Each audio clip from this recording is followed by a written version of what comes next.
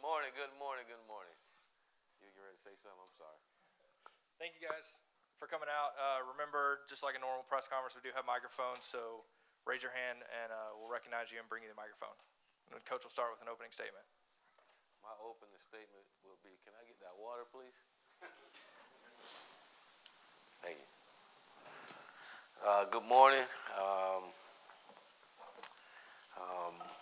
Training camp has been going really well for us. It's been fun being around the guys.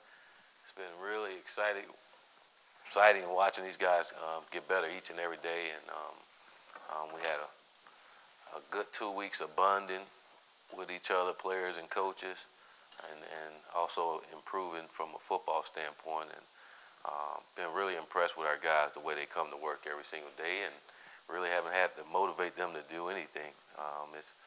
I told them from the beginning that they had to embrace the suck, and I think they're embracing it. All right, question. Start with Tyler down here. Can you expound on that last comment, embracing the suck? Yeah, as you get into the dog days of camp, it sucks. You know, you get up doing the same thing every day and trying to get better. Being through it and you're out in the hot sun, and it's like, golly, can we just play? You know, but you got to embrace it. That's that time to get better, you know, rather than looking at it as a negative. Trying to make it a positive. Just embrace it, embrace being with your teammates, enjoying each other, and enjoy competing.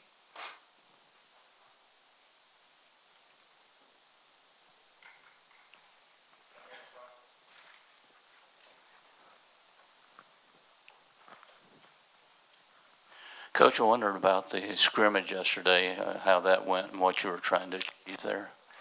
We had a really good scrimmage yesterday. We had a situational scrimmage to where we put our guys in different situations and seeing how they operate in it. And it's a competitive situation, and whether the offense or the defense win. And it was pretty good. You know, we had one situation where we start from the 35-yard line and offense gets whatever it scores, and if defense get a 3 and out or stop them on down, they get so many points.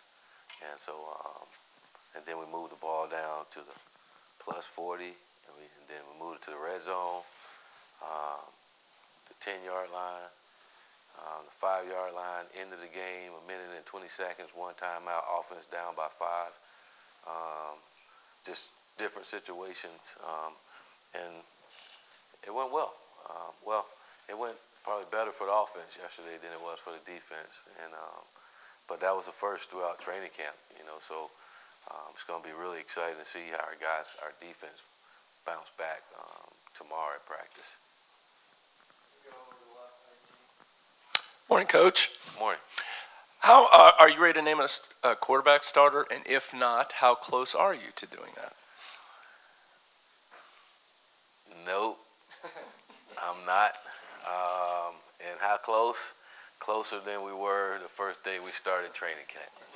So we're getting there.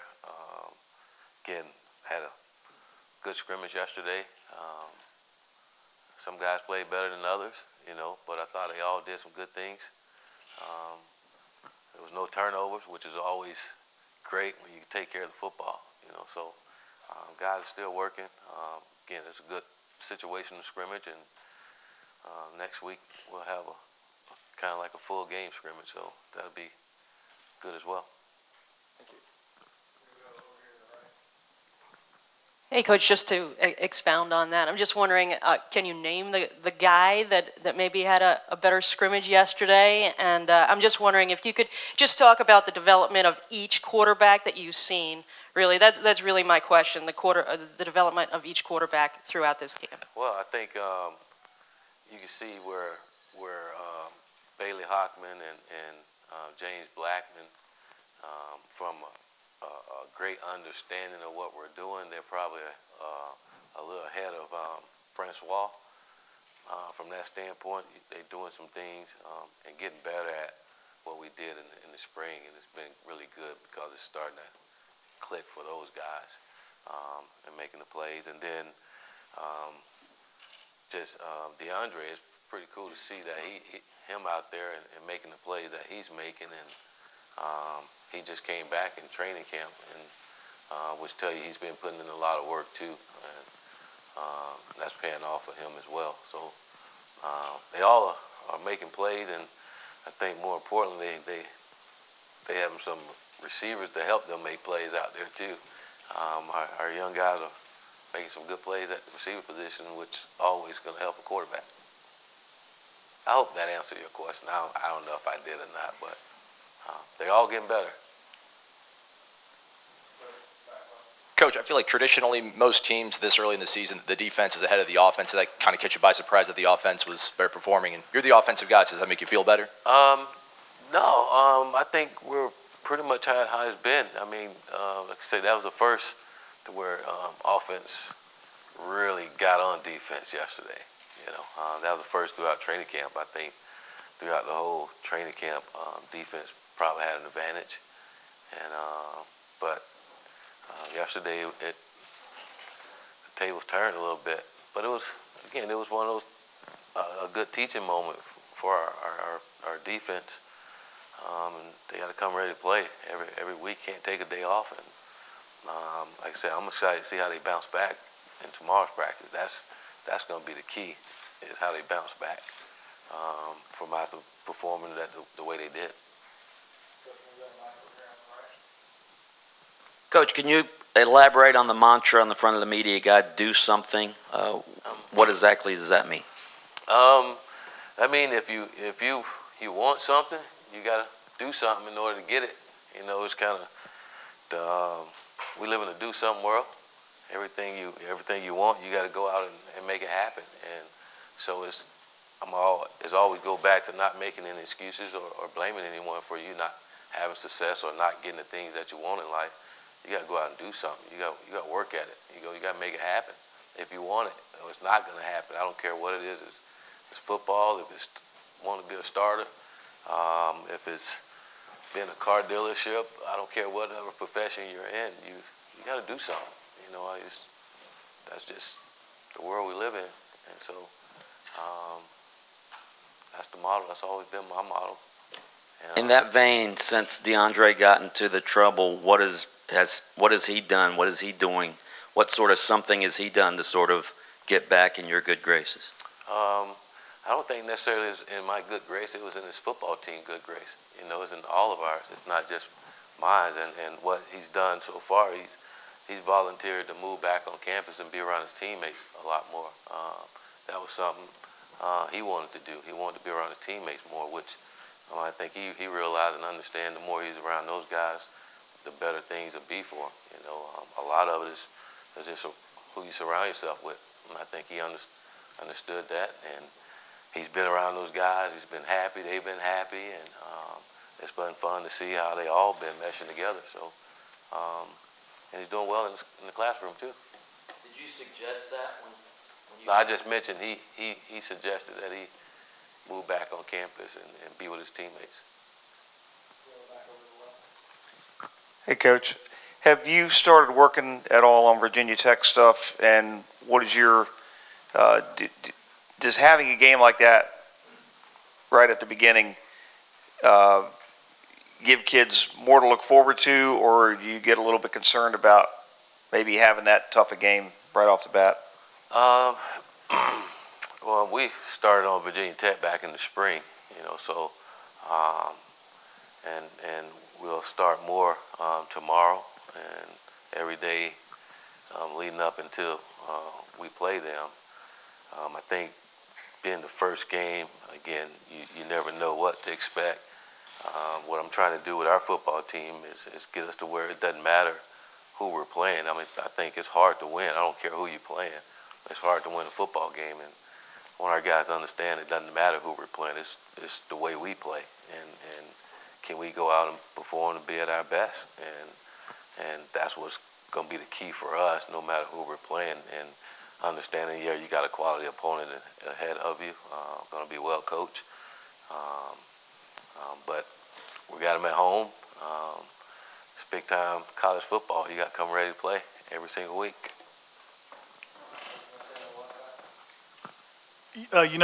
we and the fans are going to parse every word you say about the quarterbacks. Could you speak a little bit more about Bailey and James and the lead they have mentally over DeAndre, and whether or not that's a lead that he can or can't overcome in camp? No, it's just those guys have more reps than DeAndre, so the more reps you get, the better you get at things, So those guys probably have a better understanding of certain things because they had more reps doing it, But like I said, it's been really good to see DeAndre. It's not like he's that far back. I mean, he hadn't had those reps, and he's still able to come out and execute our offense, which tells me he's been working on some things. And again, I can remember in the spring when he wasn't in there at quarterback, he was behind the quarterbacks going through all the operation of the quarterback, which I think is helping pay off for him and catching up from an understanding of what we're doing standpoint. So I think they got an advantage because they have more reps, and they're getting better because of those reps.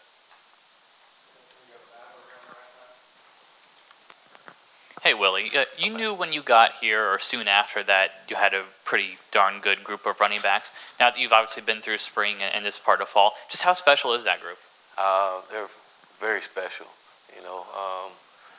Each and every last one of those guys is cool when you can put a guy in there. You don't have to change up anything. You don't have to deviate from what you're doing offensively. Any one of those guys can go in there and get the job done for us. And it's cool to see how close they are, and those guys are trying to make it where it's just a standard of playing running back here at Florida State University, and no matter which guy's in there, their expectation is the same from those guys, and again, that's great to have.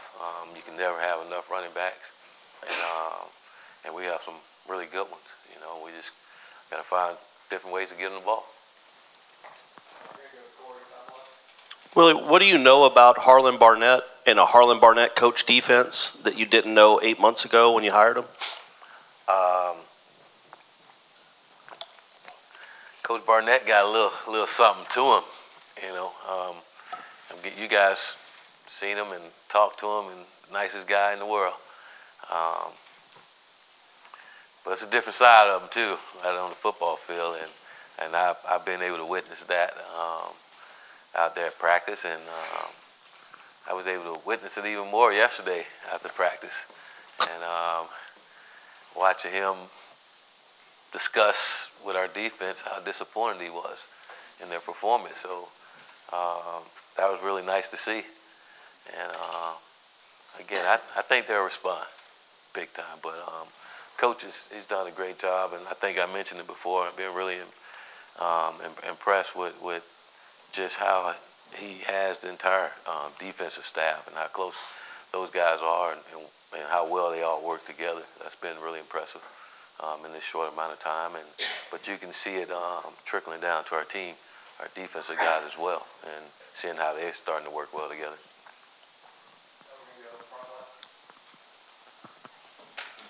I was wondering if you could continue on the embracing the suck thing, and maybe that's something that last year's team didn't really do so well at times, but do you feel your team doing that this year, and what are you doing as head coach to help them do that? That's pretty talented there. You ask a question and have your phone. It's all in this right here, the sock cool. Well, I think every moment is a teaching moment, and again, playing and understanding how training camp is, we talk about it.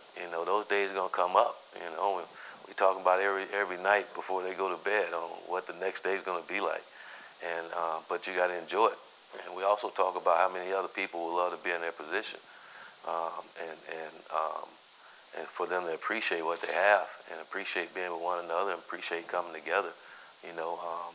I think as we play this year, we talk about having a pack mentality, and that's when it comes, when there's nothing else to do and you're around your teammates every single day, and you got to be out in the hot sun, and conditioning, and there's nothing else, meetings.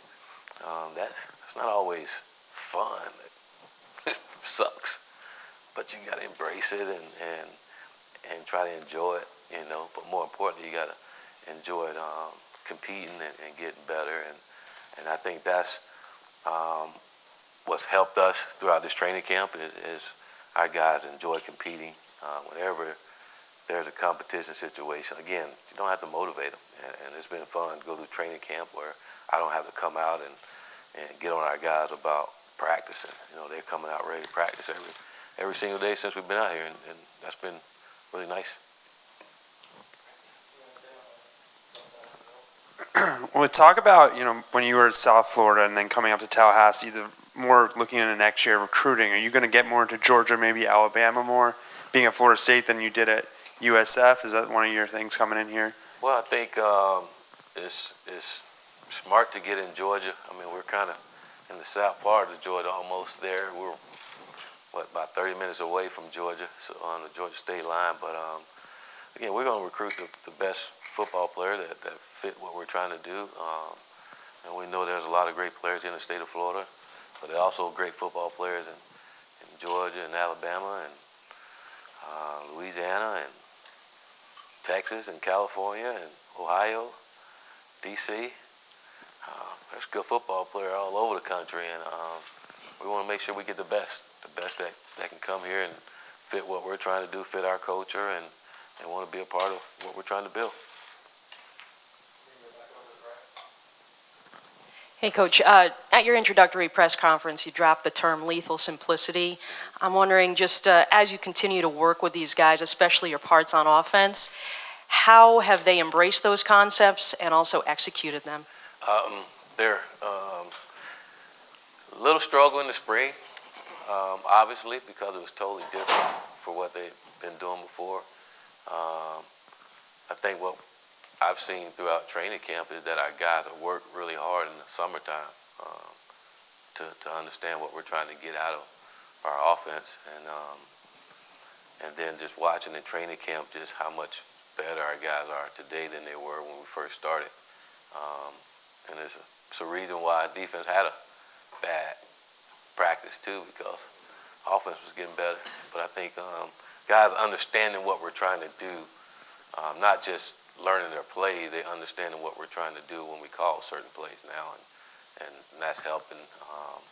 I think simplifying things and not making it to where it's chemistry helps too. Now they can just go play football, and you're starting to see it. And I'm seeing some of our young guys are making some plays for us too. And I think because of it's been simple and allowing them to do the things that we recruited them to do.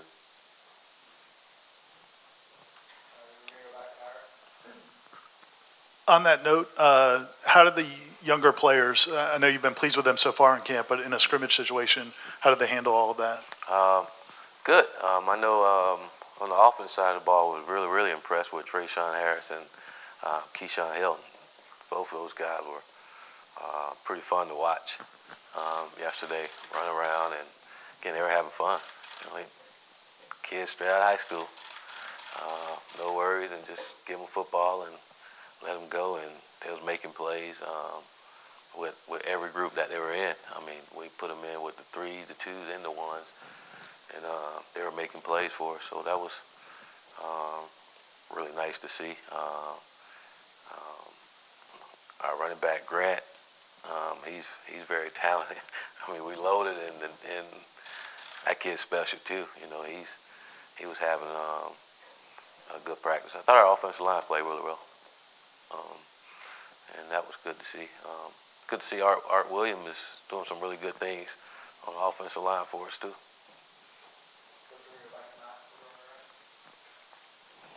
When you were at USF, if I remember right, you recruited Decalen Brooks pretty hard. What do you remember about that process, and what did you like about him or think you could project to?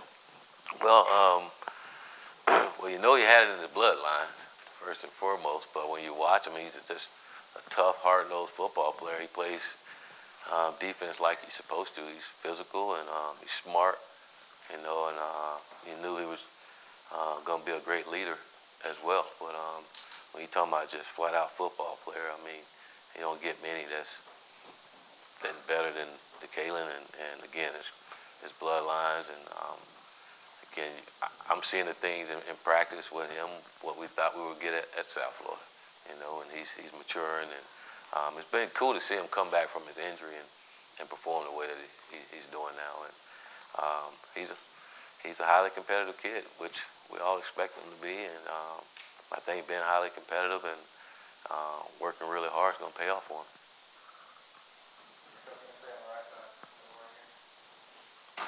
Hey, Coach, what stood out to you about Generis Robinson so far? He loves to play the game. He loves his teammates. He's getting highly competitive, and I think he's one of those guys. Everyone talks about Burn, and he wants to improve him. He wants to prove himself too, you know. But he's a kid that loves being at Florida State, and very talented, and look forward to him helping our football team out tremendously. And I just found out he can play the piano, so pretty neat. How much has the offensive line, in your opinion, improved from the spring until now? And what kind of job is Coach Fry doing there? What's it been like to watch him coach up close? I think they've improved tremendously from the spring, and part of it, we got some guys back healthy from the spring too, and but watching a guy like Landon Dickerson, just, you know, I know coming here, I heard a lot about him and how special he can be, and I think he's having one heck of a training camp and starting to see what everybody else thought as well about the young man, and but he's having a really good training camp. Derek Kelly having a really good training camp. Granddad Eberly, he's having a good training camp, and it's just fun because you see those guys like enjoying being with each other, you know, and taking pride in what they're doing. Jawan Williams having a really good training camp for us, you know. So, but you're seeing consistent play out of these guys, and they're starting to get a little synergy playing together, and that's something we need up front for us. Coach, every time we ask you about wide receivers, we ask David Kelly, Kayshawn Helton's name comes up. He's a guy who wasn't really highly recruited by a lot of schools, and I know you guys kind of got him late. How did that recruitment go, and was part of that because of from Derek Brooks, that being his nephew? Did that name pop to you guys from that, or how did that all come about? No, I was actually out in Pensacola recruiting at another school, and the coach at that school was, he's like, Coach, I'm telling you, you need to go by and just see this kid. You know, this kid he's one of the best receivers we played against this year, and he just kept raving on the kid. And then before I left, he was like, you know what, Coach, I probably just need to show you. And we pulled up the film, and I watched the film and said, you know what, I need to go by and see this young man. And sure enough, I went by and met him and spent time with the principal, and she raved about him, his character. He was awesome in the classroom. And then I found out he was Derek Brooks' nephew, and it was like, okay. You kind of see it in the way he plays too. Another kid that plays the game the way you're supposed to play the game. But he also had a little attitude about himself, and he had something to prove. And I love that about the young man, and that hadn't changed since he's been here. You know, he's been on a mission since day one, and he's out to prove himself, and he's doing a darn good job of proving himself. You still surprised that a guy like that goes under the radar? It still happens in this day and age with all the camps and the recruiting services? I'm never surprised by anything, you know. Those things just happen, but that's a big reason why you recruit, and you try not to leave any rock unturned. You know, you gotta go, but then when you have good relationships with coaches that you trust, sometimes those things happen too, where they'll put you on someone that maybe been overlooked, you know. So, but Keyshawn fits what we're doing too, so that helps as well.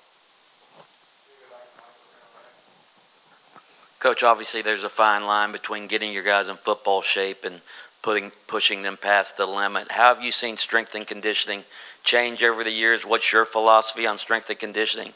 And do you think the NCAA needs to have more oversight on how schools train their athletes? I think student welfare is first and foremost, and that can never change. We always got to do what's right for our student athletes, and I think there's rules in place to make sure that those things are taken care of. We just got to make sure we abide by the rules and make sure that, I know here, whatever our trainers tell us, that's what we do. There's no ifs, ands, and buts about it. So we're going to always do what's right for our young men and all of our student athletes. And I don't know whether the NCAA should be in charge. I can't tell you that. That's not my expertise. But I do know there's trainers out there that do their jobs, and we got to allow them to do their jobs. And we do that here. So hope that answers your question, Matt. We've got time for a couple more.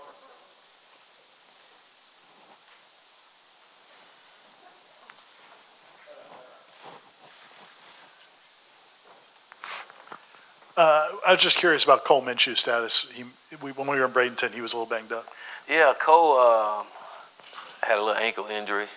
He's rehabbing to get back. Hopefully we get him back this week and get going. I had to give him, big guy, a couple of days off. But hopefully he'll be back this week.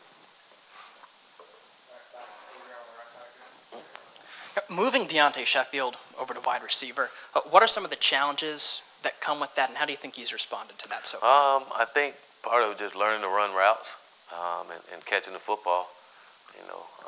It's something you got to be able to do. And he played running back, and good to be able to catch the football playing running back. But receivers, you're going to be asked to do that all the time, and also block as well out in space. So I think those are all challenges. But usually when you're a pretty good athlete, you can learn it, especially if you've been taught well. And he's picked it up. He's picked it up, and he's competing with the other guys at that position. All right, Gary's the last one on part of that. Coach, as DJ Matthews built on his spring, continue to progress, and have you kind of given up trying to put any more weight on him? I noticed the weight change, and he's like gained 1 pound. Is you just are resigned to the fact he's going to be the littlest guy you got? DJ's actually, he hadn't practiced training camp so far. He's been doing some individual drills and things. He had a back injury. He'll be back this week to practice more. He's like I say, done individual and stuff. From a weight gaining standpoint, I